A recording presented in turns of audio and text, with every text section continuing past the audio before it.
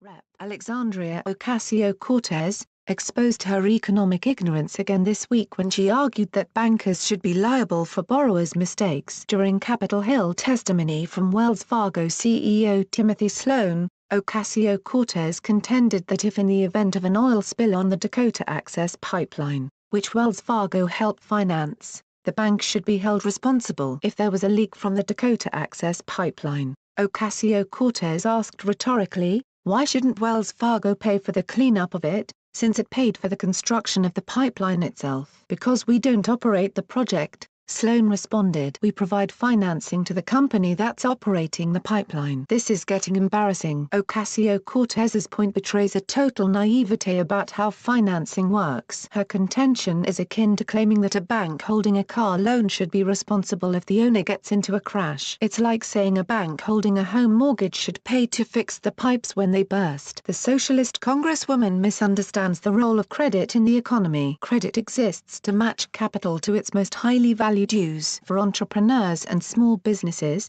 this means matching capital in search of ideas with ideas in search of capital. The United States' deep and liquid capital markets are a major reason for its economic productivity and success. This access to credit allows entrepreneurs and home buyers to achieve their small business and home ownership ambitions, the American dream, without the lack of funds standing in their way. This is a big reason why the U.S. has the largest and most vibrant middle class in global history, notwithstanding the conjecture of Ocasio-Cortez and her fellow democratic socialists. In many countries, you have to be born rich to succeed in business. If Ocasio-Cortez had her way and lenders were held liable for their borrowers' business decisions, access to credit would dry up because banks would be forced to stop lending to all but the most established clients. Entrepreneurship and economic growth would contract. Economic inequality would increase, because the little guy would lose access to credit. Ocasio-Cortez overlooks the reality that banks already have built-in liability for their debtors' mistakes. It's called the free market. If a business makes poor decisions and goes bankrupt,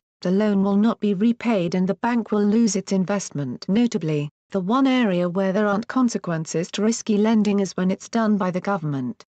If Ocasio-Cortez wants to increase government liability for bad taxpayer loans to businesses, we'd support that. Because they have skin in the game, banks obsessively examine the creditworthiness of their potential clients for potential business mistakes. The natural regulations inherent in the free market prevent banks from making overly risky bets on projects that could, for example, cause significant environmental damage. Sloan made this exact point in his testimony on Tuesday. One of the standards that we set in banking, for any sort of industry that has various reputational issues, is to make sure that there's a double check beyond just the normal credit underwriting that we would do. Yet his bank concluded that the Dakota Access Pipeline was a worthwhile bet. The reason we were one of the 17 or 19 banks that financed that is because our team reviewed the environmental impact and we concluded that it was a risk that we were willing to take. This episode fits in with Ocasio-Cortez's all-time greatest hits of economic ignorance. This album includes her support for a $15 minimum wage that put the coffee shop where she used to work out of business.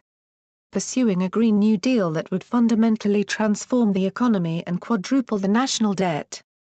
And chasing Amazon out of New York City because she didn't understand how tax credits work. Of course, Ocasio-Cortez's biggest economic folly is her general support of socialism, a thoroughly discredited system that the U.S. economy should be moving away from, not toward.